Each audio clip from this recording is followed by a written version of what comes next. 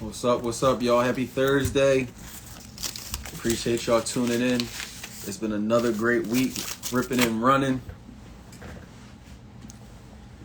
How y'all making out with y'all goals? 2022, what y'all got on the goal, on the vision board? What y'all got going on? Let me get this out the way. Anybody put any new plays together in 2021 that's going to help them reach their goals in 2022? I'm telling y'all, it's a lot of opportunity out there. I don't care what city you are in, but the opportunity is there. So make sure that you shoot your shot.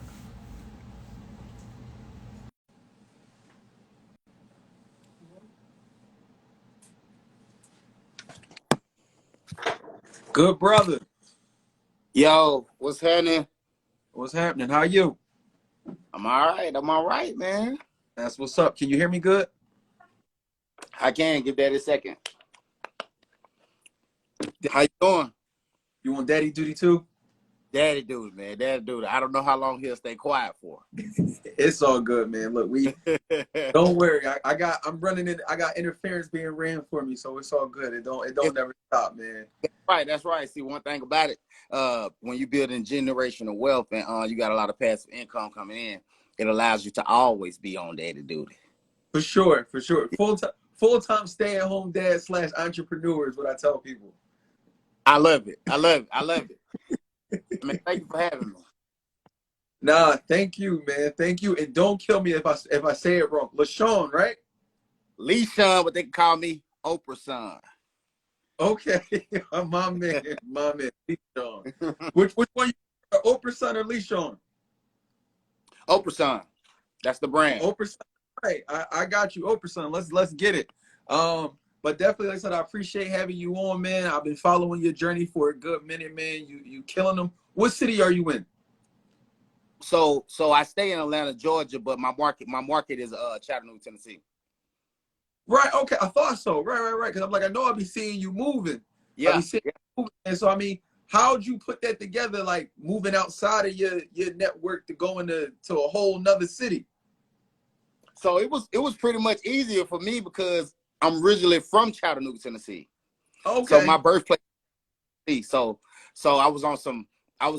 If I'm gonna fight gentrification in an area and make an area better, why not it be an area where I'm from?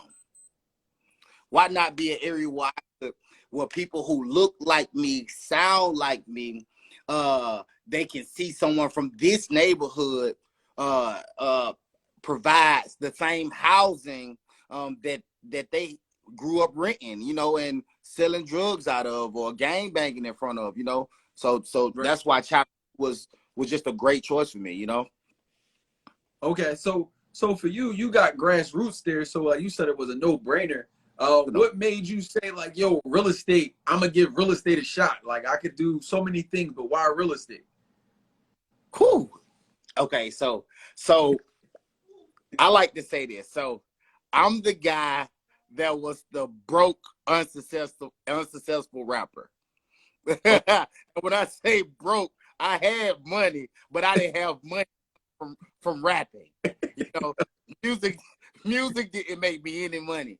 And so I started seeing myself. I had another kid on the way, and I was like, man, my musical dreams, a dream, one thing about a dream don't have a time limit on it, I can accomplish that dream tomorrow.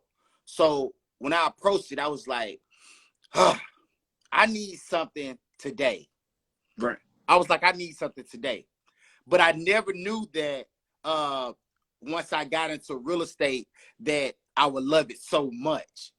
Right. So all I did was, man, I was already sitting up. The lady I was talking to at the time, I was always watching HGTV with her all the time, right? And then I was like, man, this can't be so hard. This can't be so hard. And my question was, I was like, what will I do? What could I do where I could still be myself? I could still be myself and I could still keep the same hustle. Because like I tell people, I'm still hustling. Right. My product is just different. Okay. The product is just different. So exactly when I was asking myself that question, and I was searching for the answer, I looked to the left, HGTV on. And I was like, you know what? I think I want to flip houses. She was like, you sure? I was like, it can't be that bad. It can't, it can't be that bad, right?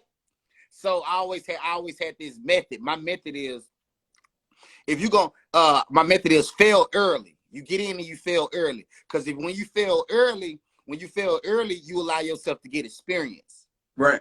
And now when you come back with experience, I got one up on you. Because I already know what to expect. You see what I'm saying? Right. So, you've been there before. Yes, I've been here before. So what I did was I was like, okay, cool. Knowing that I already got a hustler mentality, I was like, okay, let's see where to start. And so I just started, I went to Google and I found this app called Zillow.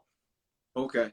And what I did was I put in some prices and I ran across a project that a property that ended up interesting me and I ended up securing it. Okay. And at the time, that was all the money I really had at the time. Because my mentality was, if I'm going to blow, my mentality was, okay, if you got a little bit of money left, if you either going to put all this money behind music and it don't work, then you have to go back to the drawing board again, get your money back up, and then put it behind another single again. So I got tired of that. I was like, you know what? And what I'm going to do is I'm going to take that same budget and I'm going to put it behind this house. At least this house can pay me back. Right. And if I don't know what I'm doing when I get in this house, at least I can offload that property and I can make your money back or get some of your money back. Yeah. So that's how I got into real estate.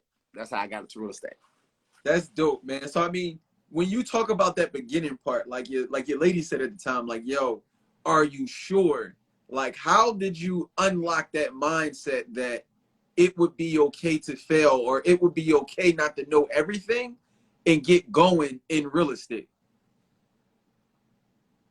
Man, okay, so the truth is, you know, I come from similar sacrifices, you know, come from the hood, ex-gang banging and all that stuff. So the truth is I already took the ultimate sacrifice. So everything else really ain't no risk.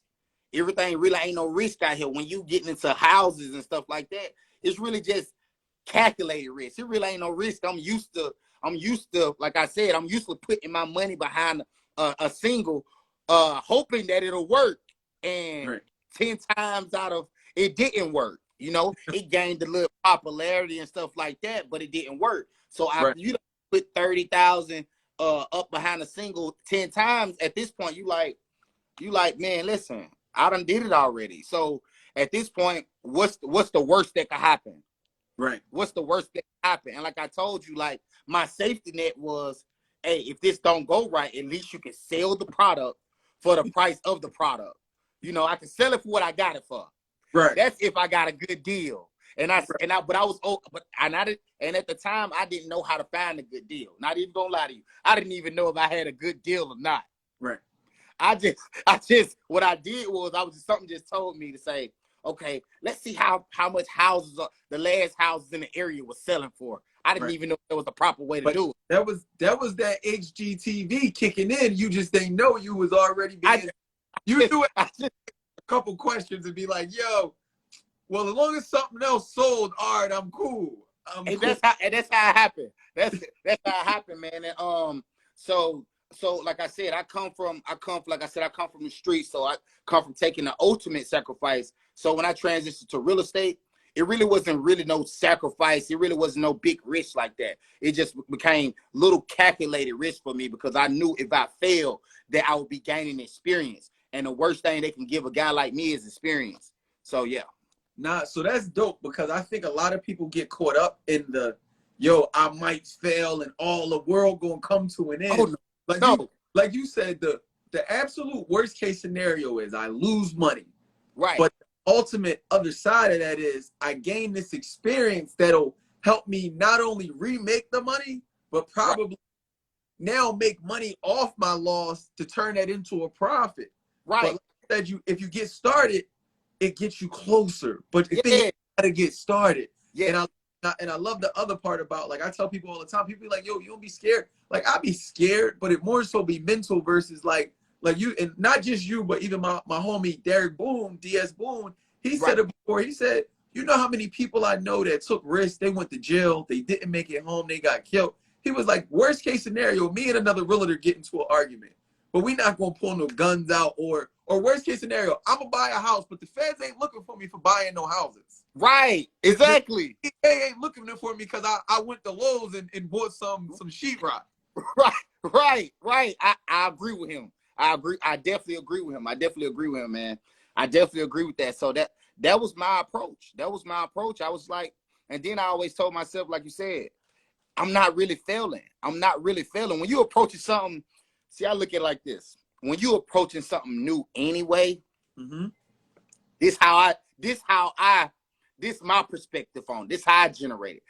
When I'm approaching something new in a way, I know it's a great chance that I fail, right? So what I do is I start with the end goal in mind, right? I say, okay, cool. I don't really know much, so I know it's a good chance I can fail, because the statistics show that if you don't know much, it's a good chance you probably can fail, but I know I gained experience. So what I do in situations is I work my way backwards. I work from back to front. So I say, okay, since I know statistics say that I'm going to fail, what we're going to do is I need to find out ways that I can fail less. Right? So I write down, I say, okay, so if you know you can fail on this property, what's some ways that can help you fail less? So I say, okay, cool. Let's find out what ARV means. What's the after rehab value of this property? Because if I know that, then I know what I'm working with, right? And then I need to find out what the houses are selling for in the area. Because the more data I get, so basically I need to find more data. I need to get more data. The more data that I get, the less likely I am to fail as hard. So so what I want to tell people out there is, so I approach it as in trying to figure out how I can fail less. And the more data I get, hey, the less I fall, So yeah. Would you also add, at that time you had HGTV? Since then, have you then gotten a mentor or had other people help coach you to help you not fail as much even more? Oh my, mentors are so important. It's a blessing to be able to have access to someone that's smarter than you. It's a blessing to be able to have some access to someone who has the experience. So what I did along the way, I paid for courses. I slid in people DMs that were doing way better than me, and I was like, hey man, what I gotta do? Listen, send me your cash app. I'm gonna pay for your one-on-one coaching call. I just need to pick your brain. But I was always asking, what's your cash app? I don't want nothing free. I want, what's your cash app? So I constantly was paying for mentorships. I was constantly paying for courses. I was constantly staying on YouTube. I stayed on YouTube.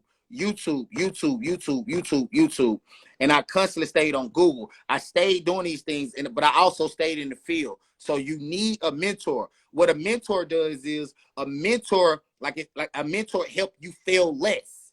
It help you fail less. It minimize your scars.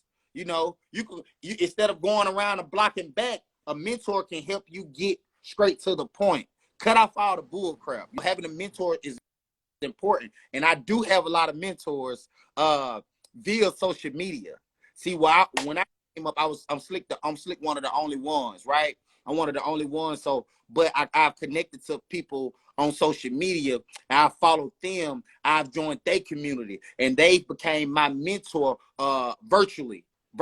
And I have never met a lot of these individuals there in my life, but I resonate with those individuals. And when I pick up certain information, I implemented it.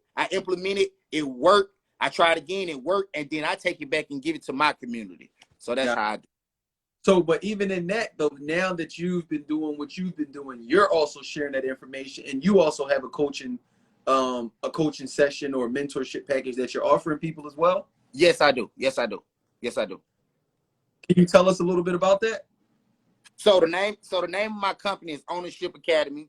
So I'm an advocate for ownership. What I teach people is home ownership. I teach people how to build wealth through home ownership. So with me, I teach people how to. So my strategy, I have a book called Hustling Houses. We'll talk about that in a minute. So one of my strategies is this. Like I said, I come from the similar sacrifices from gang banging and all that street network, right? So Right. my mentality is this. If it's someone out there that can find out how to get real estate for cheaper, why don't I learn what they know how to do, right? So I found out it was someone out there that knew how to get real estate for much cheaper, and then they'll sell it to me as an investor. And I found out that person was called a wholesaler, you know, Right. someone who wholesale real estate. And so what I did was I was like, let me learn the game of a wholesaler. I said, I'm going to learn the game of a wholesaler, but what I'm going to do is I'm going to keep it for myself.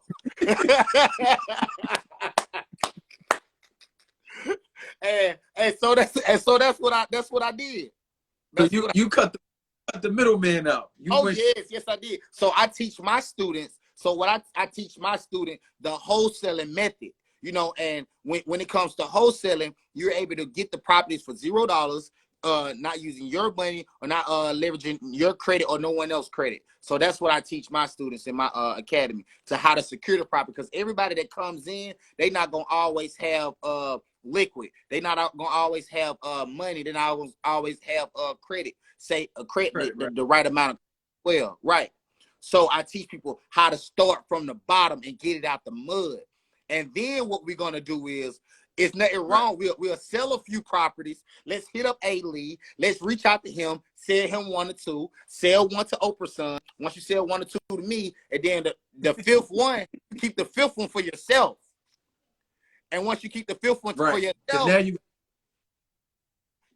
that's how we build it up. So that's one of the methods. That's one of the starting methods that I teach my students in my academy, Ownership Academy. Now, but I like the part about teaching them really how to hunt, because I think that part, for a lot of people, they all say, man, I can't find no deals. Nah, but if you got the skill set to find deals, you really control the board. Yes. Like, I mean, the deal, like you say, you could turn it on and turn it off. One of my good friends, Mr. Monopoly here in Philly, he one of the wholesaler kings in Philly. He stopped wholesaling because he was like, man, I needed to start. I sold so many cribs. I never kept none for myself. Now all he do is keep the cribs. I'll be like, damn, where you get that from? He'd be like, oh, I'll let you know when I'm putting them back out in the street, but this for me. Right. This for me. Right.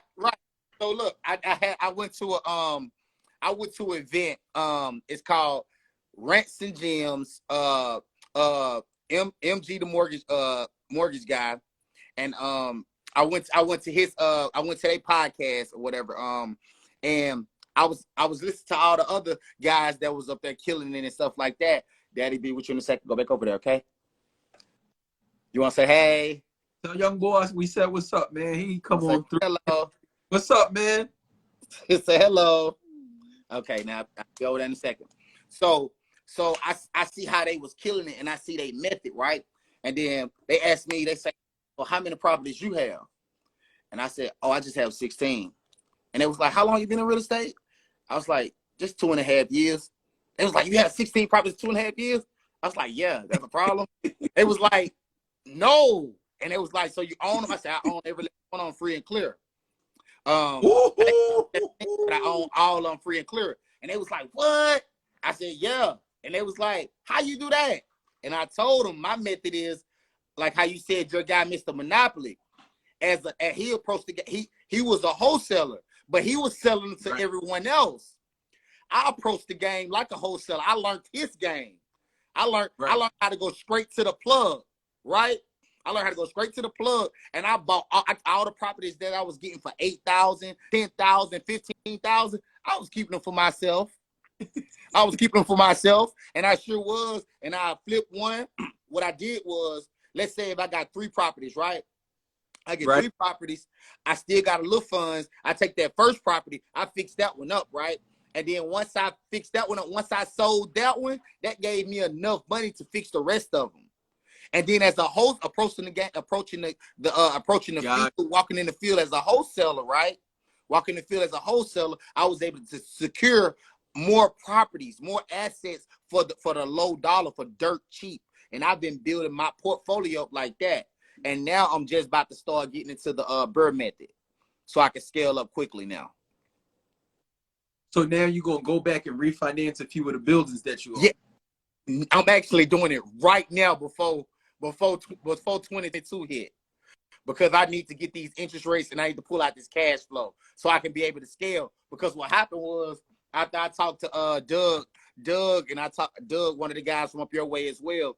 Yep. And I my boy Fleet as well. And I see how they do it and how they scale so quick.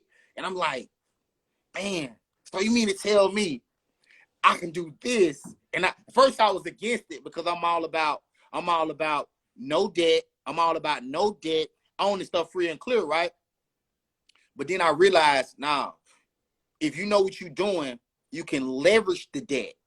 You can leverage the debt to secure more properties, and that helps you move quickly. You know. So that's the method that I'm doing right now. So I would say, I think it's the fact that you got 16 houses free and clear is really, really dope. I would say I would use that as leverage, and probably like how you was doing the flip. One flip would pay for 2 more cribs. I would try to have that balance where like my portfolio is not 100% maxed out, but maybe like 40%, because you still gonna do damage because you finding all the cribs for the low. What's the average price crib you paying for? And you said you were in Tennessee, right? How much y'all cribs go for in Tennessee? Well, I usually find properties about 15,000. Don't tell nobody I said that, you know, because I don't need stuff coming in my market, you know. But hey, drop some flames if y'all heard that number, right? So yeah. So I usually catch a couple cribs for about that price right there. That's my average buying price right there, around in that $15,000 mark. So my latest. Okay, and these houses, do they normally? Say that again. I was going to ask, do these houses normally need like full rehab or like partial rehab? Okay, so they normally will need a full rehab. You will have to drop about a 45, 50 in them things. You know, three bedroom. So what makes my situation look unique? I don't know why it keeps going dark, right? I don't know why it goes dark. So wow. Huh? You gotta tap the screen every once in a while because it go to sleep. Oh, okay. Thank you for that. So what so what was the question again? I'm sorry about that. What was the question? You doing 3-bedroom houses? You said full rehabs. I got you. So what makes it more unique with me is I'm the guy in the city that got all 2 bedrooms. I got nothing but 2 bedrooms. All my properties are 2 bedrooms. It's like people sleep on the 2 bedrooms. And I'm one of the guys, I see the value in it, because nobody wants to add on to it. So one of my methods is, if I can secure the property within 5 miles of downtown, it's in for me. I can keep it a 2 bedroom. I can jazz the kitchen up. I can spruce up the kitchen, you know, put a lipstick job on the kitchen, make it super nice, and I can make the bathroom super nice, and I could do a lot of nice little funky things to it, and I'm still gonna get what I want to get out of it, you know, rather than getting a 3-bed, rather than adding things to it, expanding into a 3-bedroom. Got you. So, but the dope thing is, again, you found your niche where you like, yo, I could fly under the radar because ain't nobody really messing with these cribs, and then on top of that, I could put my spin on it and carve out a lane for me. Exactly. And so the dope thing about it now is I've been putting all my properties on Airbnb, and I've been still making bank. Let's say since it's so close to downtown, I was renting my 2 bedrooms out from anywhere from $850, and I own these things free and clear. So from $850 to $1,100. So I've seen a lot of people on social media killing it, and I was like, man, you know what? This Airbnb thing may not be too bad, right? I was like, Let me try that. So I put one of my properties on on Airbnb, right? And it's bringing in like $3,900 a month versus $800 to $1,100 a month. That's free and clear. That's free and clear. You almost tripled your, not almost, you tripled your income just in the Airbnb in that property. That's the Airbnb. So what I've been doing now is just saying, hey, I don't even think I want to stay in the long-term rental game anymore, because the short-term rental game is just so good. Unless I'm doing Section 8. Unless we doing Section 8. If we doing Section 8, you know, if I'm renting to college kids and stuff like that, then I'm willing to do that. But how is Section 8 in your city? So Section 8 is cool. So what they giving for a 2-bedroom is around about the $850, you know. So I get a little less than others will get. What are they giving up there where you at for a 2-bedroom? I mean, it depends. You talking about you could get $850, you might be getting $1,100. It depends on location, amenities, okay, everything. Right. Are y'all doing do y'all houses need central air? No, it don't. Central air and heating isn't required. Well, you're not required, but I know like some places like it's a a nice amenity that a lot of people prefer to have the central air per se. Definitely prefer. So what I've been doing is putting the package units on the wall. It's been easy for me to slap the package units on the wall for a little bit of nothing. You talking about the like through the brick, or you talking about the ductless joints? The ductless joints.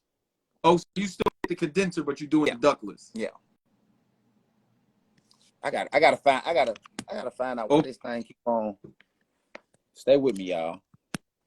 You back. Whatever you just did, you back. Okay. I'm gonna hold this thing. So yeah, I've been finding a lot of creative ways to because the last little properties that I've been doing, I've been moving fast, right? But like I said, I'm putting them all on Airbnb. So I got my last property for $15,000. I put 22 in it. The appraiser just came back last Monday and it got appraised for 130. Woo! Yeah, and all I did was essentially run in there and I did a spruce up job on. That's what I call it in my book, Hustling Houses. But it's nothing more than a lipstick job. All I did was I went in there and put some texture on the walls, right? So what I did was I slapped texture all on the walls. I put textures on the ceiling.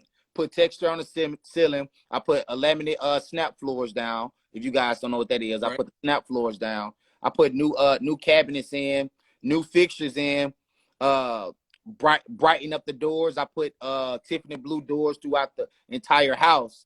I'm talking about every door, the front, back door, both sides, the all bedrooms, both sides, and I did sliding doors on them. Man, it's a real piece of was $22,000 to do that. I didn't add a wall. Go ahead. No. Keep going. So what I did was I didn't add no walls, but I like to open up my floor plan when I'm doing that. I open up the floor plan so the living room and the kitchen to be more exposed. And now because like I said, I forgot to tell you. So my houses are 2 bedrooms, but they also are very small.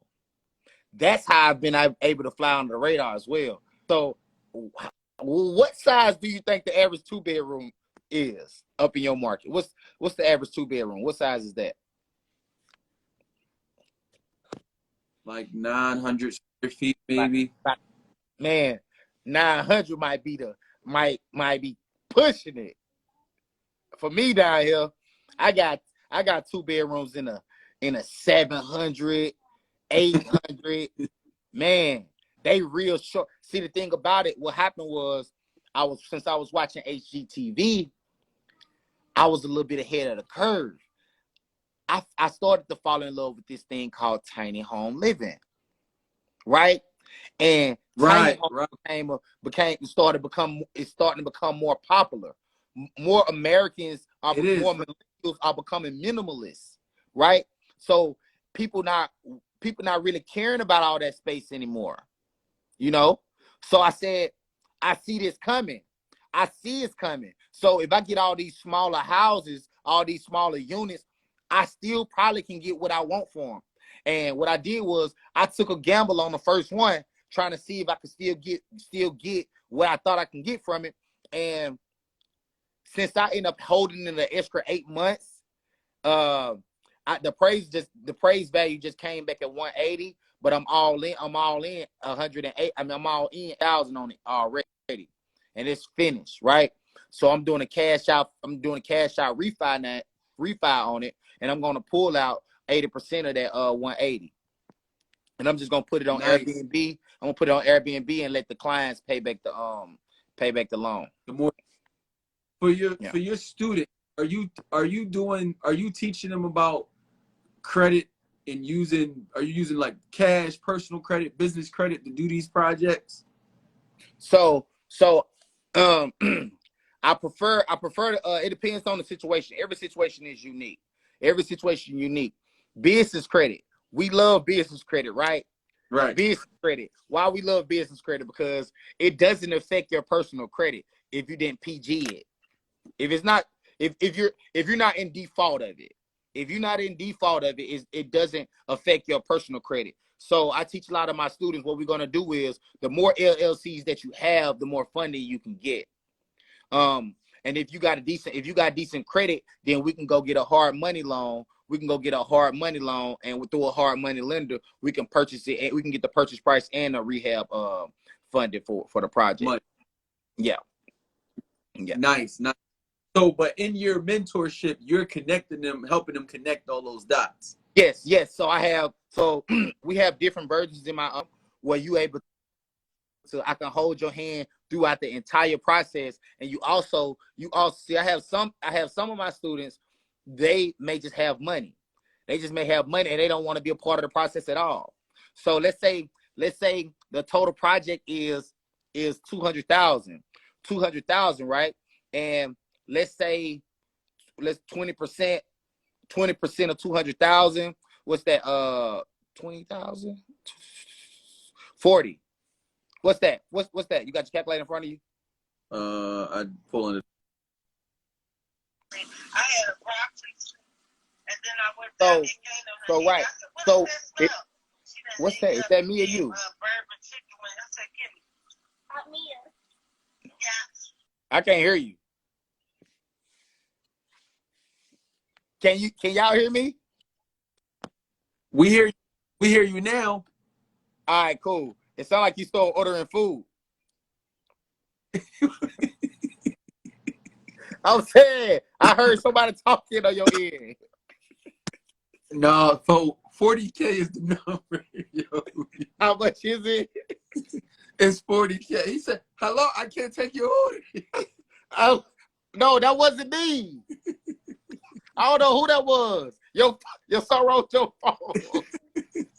Okay, so look. So what I do, so whatever the percentage they willing to give me, whatever percentage they want to put towards the 200,000, once I flip the house, I give them that same percentage back. And there's some people that just rather do that. They rather do that throughout the entire process. And then it's also some that just rather just join, and I hold their hand on hand, and I let them join and do another percentage, do a percent with me, and they can walk through it with me. But it's also some that might say, hey, I'd rather just fly along and you just connect me with the dots. I can set them with the general contractors. I can get them the funding and I project, but I kind of like play a back seat until they need my help.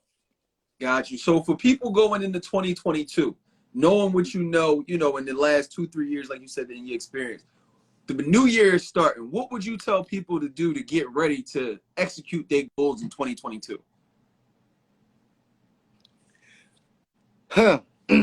Man, so what we should do is first we gotta get back to the basics. We have to get back to the basics, and the basics is writing down your goals, writing down your short, your mid, and your long-term goal. We have to get back to that, because over time, social media is making people feel like that everything is overnight.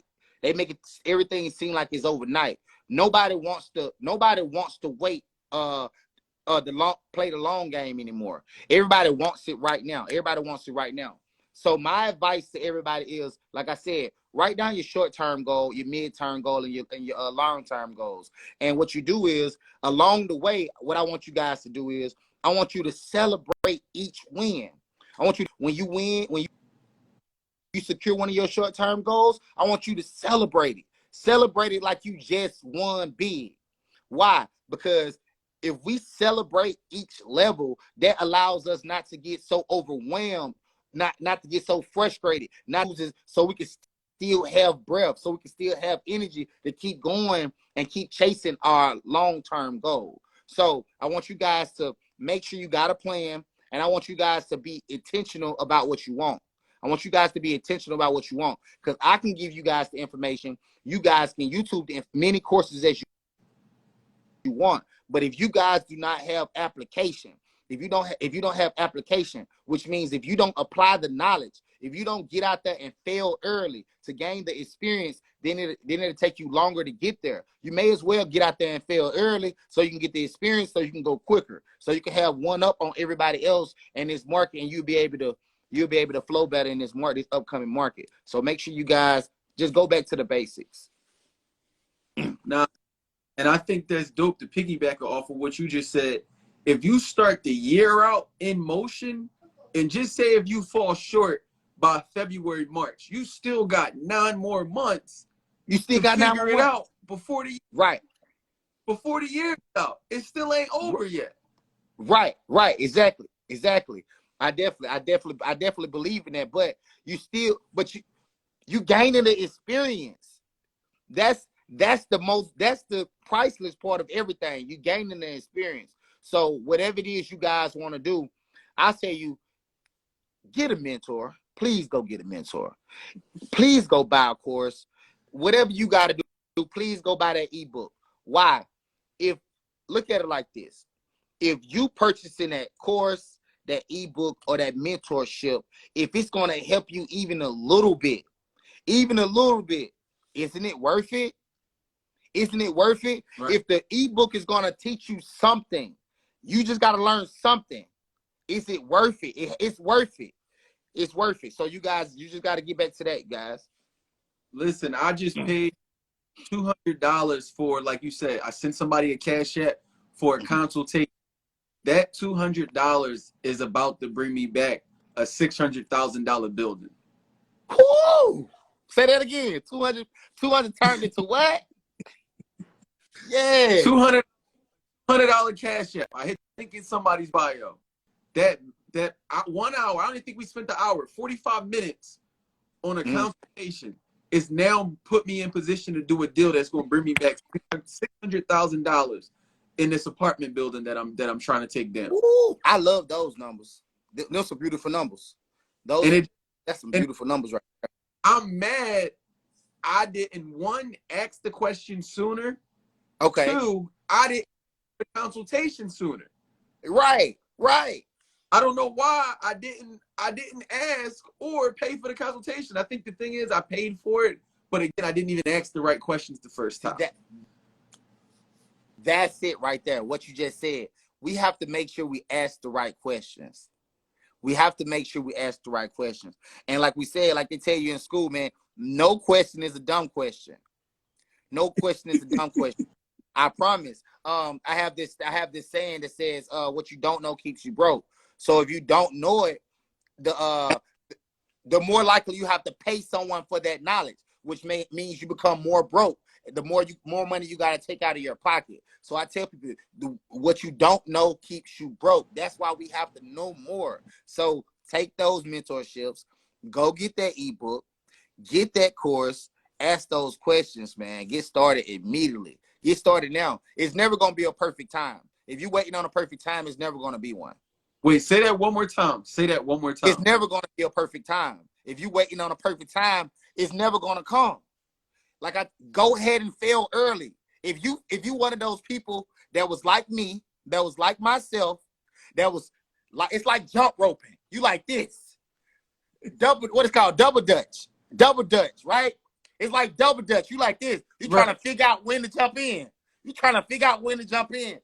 If you don't jump your ass in the game, if you don't get in the game, yes, the rope may hit you the first time, but then you're going to wait your turn. You're going to get back in line. But what happens is you're going to jump in the game. And once you jump in the game, you start to catch your rhythm. You start to get that rhythm. So you guys got to get in and fail early. We must get in the game and fail early and gain the experience. So I'll also say, in addition to that, because I now have the right information, it makes me confident, or more, I believe in my ability a lot more because I have certain information. So It's like, yo, pay for the information, pay for, or just, even if you watch, I don't care if you only watch YouTube, Instagram Live, and HGTV. I don't care. But I want you to absorb it so that when you ride down the street, these things now make sense to you because it all starts to come together because you know more. The crazy thing is that, again, that $200 consultation I did is now, again, that $600,000 building. For some reason, now that's all I see is $600,000 buildings. That's all I see. And they all be right in front of me. Yeah, I need that consultation. I need that consultation. Y'all ain't asked about got you. Look, y'all ain't asked about this consultation yet. Y'all better stop playing. Y'all better stop playing out there. That's a great consultation, man. That's great. That's good stuff. I ain't gonna be.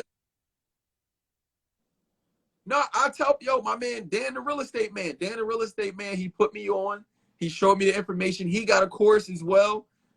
So it's like, yo, take his course, but then on top of that, me and my partner Lorenzo, we've been trying to be patient to put it together to make it really, like, not perfect, but as perfect as we can make it, because we want to over deliver.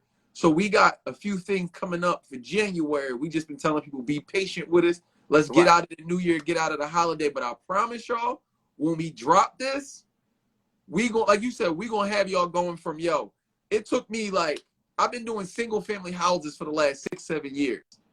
Okay. This is my first year I'm doing full-fledged rehabs on multi-family. Say it again. Okay. So we trying to help people speed that process up.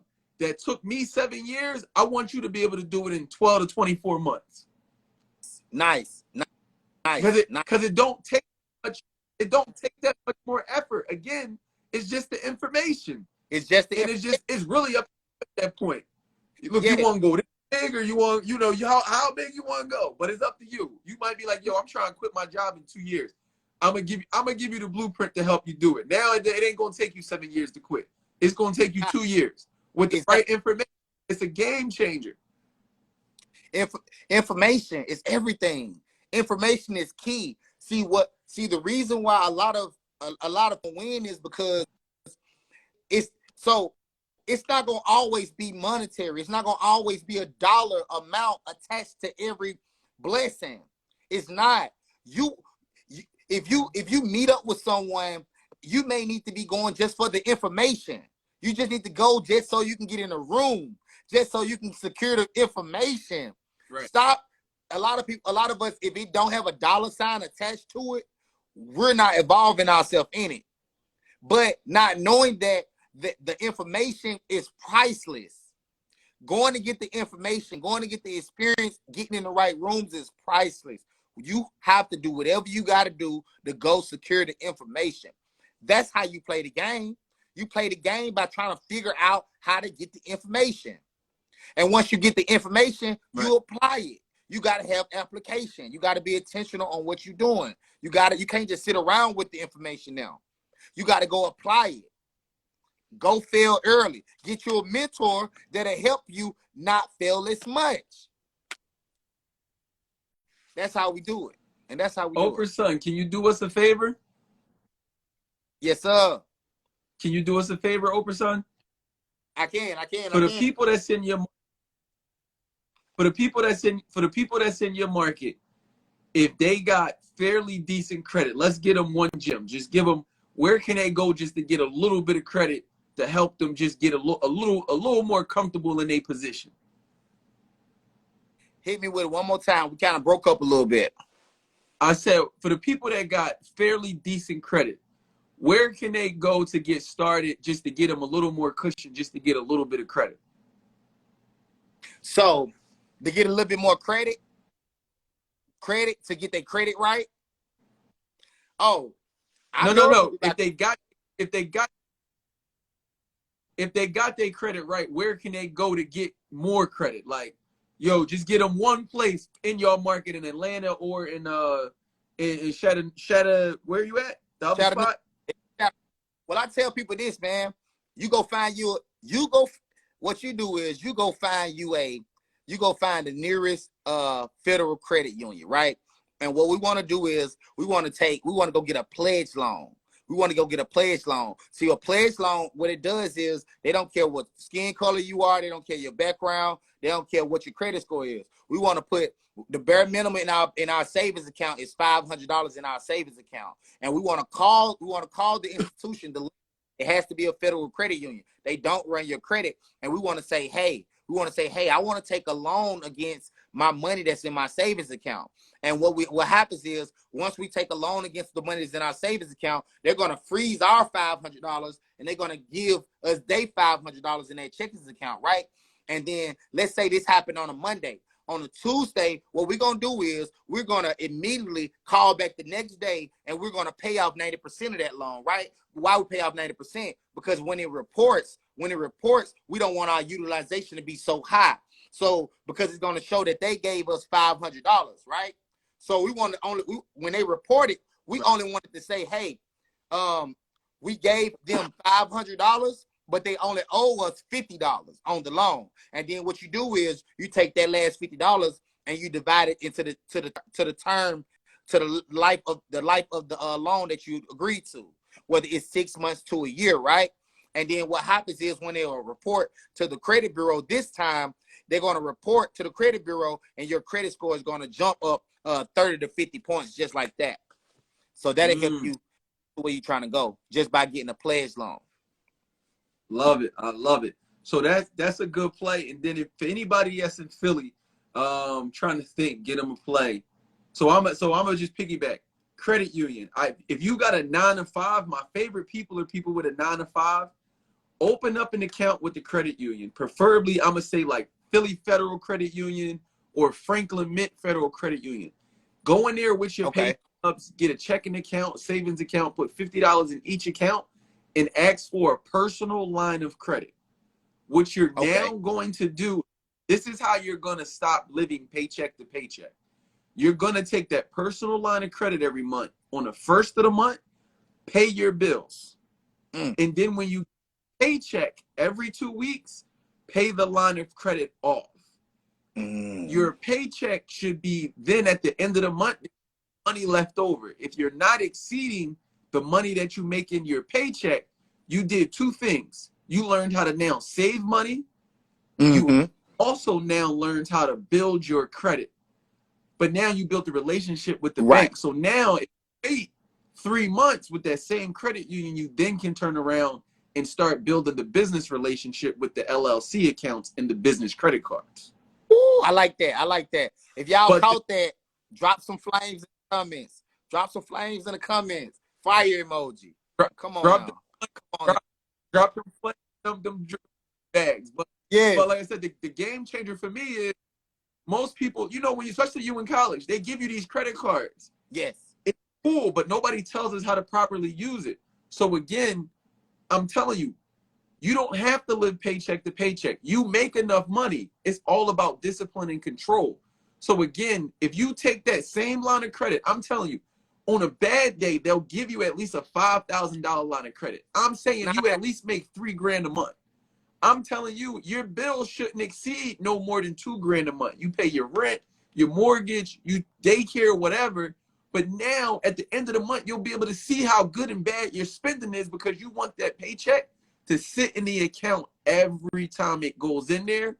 But then when it goes in there, pay them people that money. Don't dip it and be like, oh, I got extra. No, pay that line of credit back, because I'm telling you, you're going to look up. At first, they gave you $6,000. Then Right. they raised it to $12,000. But then you're going to, again, you got your LLC now. Open up the business bank account. They're going to see your history with them, the money that comes in. They're going to give you another credit card easily. And now you play the game with the bank's money. It's a Right. game. When I tell you, like it's, again, the discipline and me not knowing, oh boy, I got that line of credit the first time, boy. You couldn't tell me nothing. I was at the mall. I was drawing. I was bad. It was bad. I thought I was that boy. Then I realized, yo, I got to pay that money back. You got to pay it back. But after I realized this is what the other people are doing that play that game with the bank. They got lines of credits and cards for everything. And what they do is they spend that first and then they spend their own money. But that's the thing. Again, you don't got to live paycheck to paycheck. And you need a whole nother job. You just needed a little more cushion. You don't need no PPP, no SBA. You don't need none of that. You have all the tools already in your wheelhouse. The question is, what are you going to do with it and how do you execute the plan? So in 2022, I don't want to hear I don't got no extra money. It's not that you don't got no extra money. You don't have a strategy with the money that you have. Cool. Money bag, money bag, money bag. Y'all better drop some money bags right there. I love that. You dropped a lot of gems right there. Nah, a lot of gems. We going up in 2022. I'm trying to tell you. So we gotta get you to come to Philly because in June we having basically a real estate Black Wealth brunch in June. June of 2022.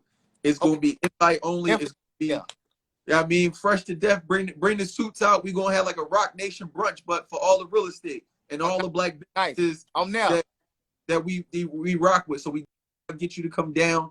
But that, like when I tell you, everybody in the room is gonna be like, we all done shared this information with us, so it's a different feeling.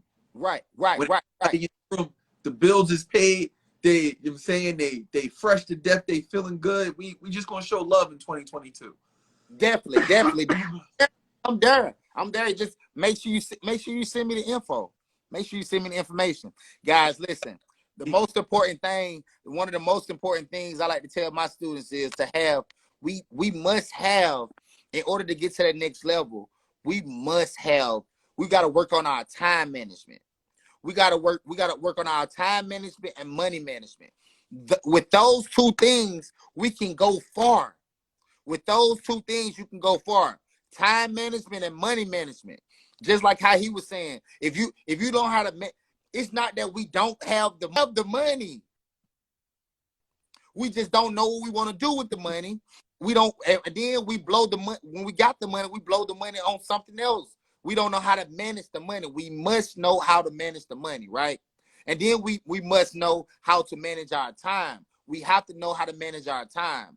So for 2022, I need you guys to work on bettering your money management skills and your time management skills. Let's do it.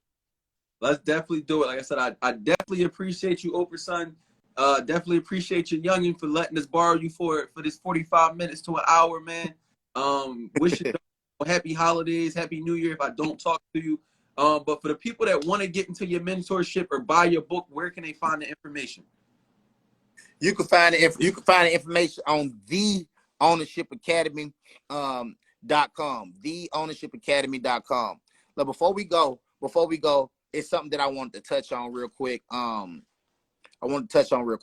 remember you asked me, said, if you got a little credit, what could they do? So if you guys got a little credit, one of the best things that ever happened to me in real estate was when I had finally secured enough credit, I went and bought me a duplex. Please, if you guys got enough credit, if you got a decent credit score, 620 or better, right? Please pair with the right lender and go get you a multi-family. See, what happens is a lot of us, we don't know if we go get an FHA loan, that we don't know that FHA will pay up to 4 units. They will give us that same amount of money. So instead of going to get your dream home, how about we wait just 1 year, right? You wait 1 year. Go get you a duplex first. Go get you a triplex. Go get you a quadruplex. But what's going to happen is FHA is going to require you to stay in one side for a year. So let's say you just played it safe and you would have got a duplex. Go get a duplex. You stay on one side, you rent the other side out, and when you rent the other side out, it pays your mortgage, right? And remember, Right. a dollar saved is a dollar made. So if you on the other side not paying nothing, if you used to paying $1,200, right? That means you're saving $1,200. So saving is made. Dollar saved is a dollar made. So every month you're saving $1,200, but you're also making $1,200, right? What I'm gonna do is after a year, after staying in it 1 year, we're gonna convert that duplex into a conventional loan. Right? Y'all with me? We're gonna convert it to a conventional loan. And once we convert it to a conventional loan, we're gonna take a step back. We're gonna pair with the right lender again, and we're gonna run this same play again. FHA, they don't care how many times you do this, as long as you convert it to a conventional loan. So this upcoming January, I'm already looking for my next duplex. I'm gonna stay in one side, I'm gonna rent the other side out, play.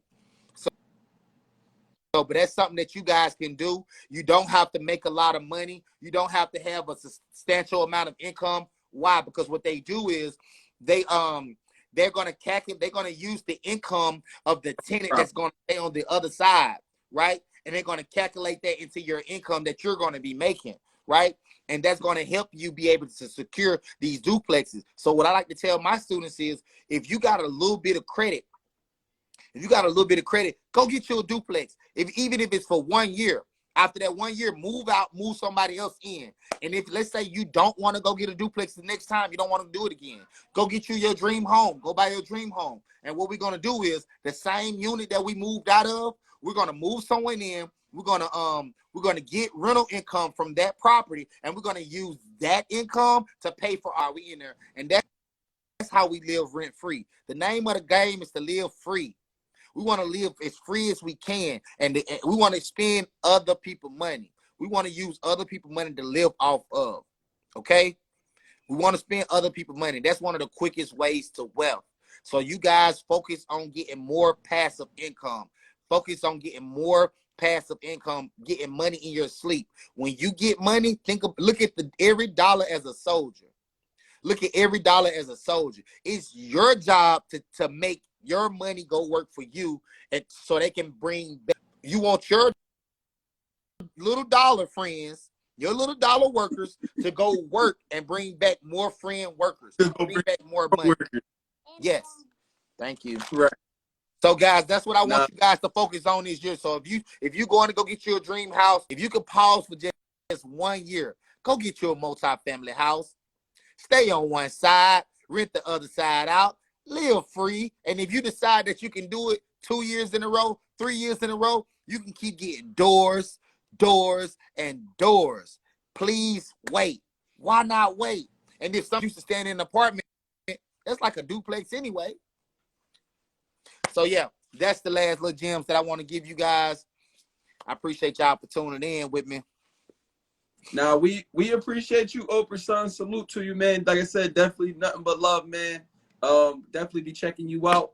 And don't forget the Ownership Academy. Check out his book, check out his courses, and we will see y'all again next Thursday. You know, we're gonna rock out.